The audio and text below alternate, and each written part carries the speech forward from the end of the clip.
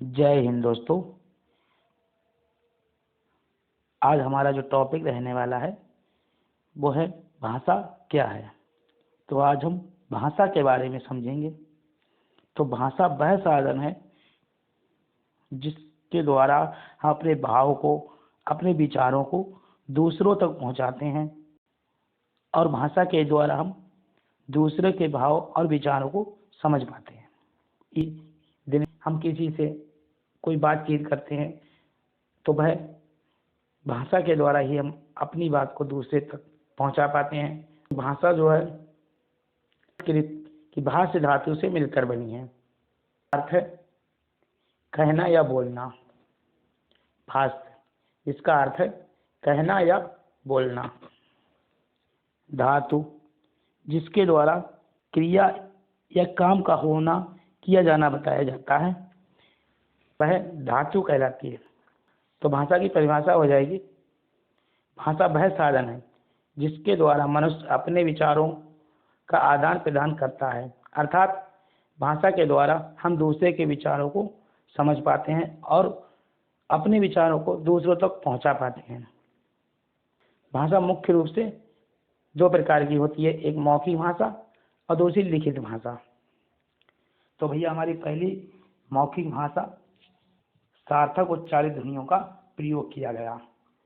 अलग अलग समूहों के लिए अलग अलग अर्थ तय किए गए। हम अपने मुंह से जो भी ध्वनि निकालते हैं क्या है, भाषा है।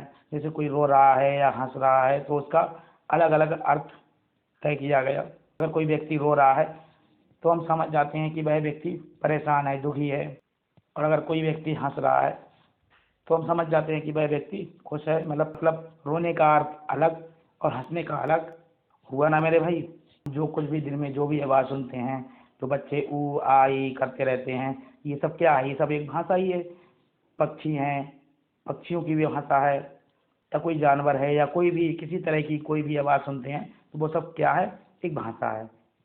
हम बातचीत करते हैं, अपनी बात दूसरे से कहते हैं, दूसरे की बात हम सुनते हैं, तो ये सब एक भाषा के ही माध्यम से हो पाता है। तो पहले जो हमारी भाषा हुआ करती थी वो केवल मौखिक भाषा हुआ करती थी। धीरे धीरे हमें अपनी भाषा को लिखने की आवश्यकता पड़ी। अब भैया ये भाषा लिखने की आवश्यकता क्यों पड़ी? क्योंकि मान लीजिए कोई व्यक्ति हमारे पास में है तब तो हम अपनी बात उससे कह सकते हैं। जहाँ तक हमारी आवाज़ जा सकती है वहाँ तक हम उससे अपनी बात कह सकते हैं।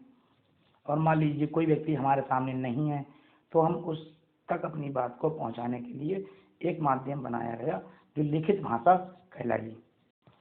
और हमें अपनी मौखिक भाषा को लिखने के लिए कुछ चिन्हों की आवश्यकता पड़ी जिसके द्वारा हम अपनी बात को, अपने भाव को लिखकर दूसरों तक पहुंचा सकें। अब जैसे कुछ व्यक्ति जो हमारे आदर्श पुरुष हैं, जैसे महात्मा गांधी, पंडित जवाहरलाल नेहरू, तो इनकी बातों को हम लिखित रूप में पढ़ते हैं और उनकी बातों को समझ पाते हैं। तो मौखिक ध्वनियों को लिखने के लिए चिन्ह तय किए गए। चिन्हों को लिपि कहते हैं। अंग्रेजी की लिपि हमारी रोमन लिपि है और नेपाली, मराठी और हिंदी की जो लिपि है वो देवनागरी लिपि है। मतलब जो हिंदी हमारी लिखी गई है वो देवनागरी लिपि में लिखी गई है और जो अंग्रेजी लिखी गई है वो हमारी रोमन लिपि में लिखी गई है। तो दोस्तों मैं आशा करता हूँ कि आप भाषा के बारे में समझ गए होंगे।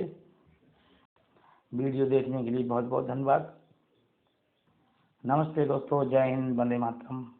भगवान की कृपा से आप सभी लोग मस्त रहें, प्रसन्न रहें और खुश रहें और जीवन में सदैव आगे बढ़ते रहें।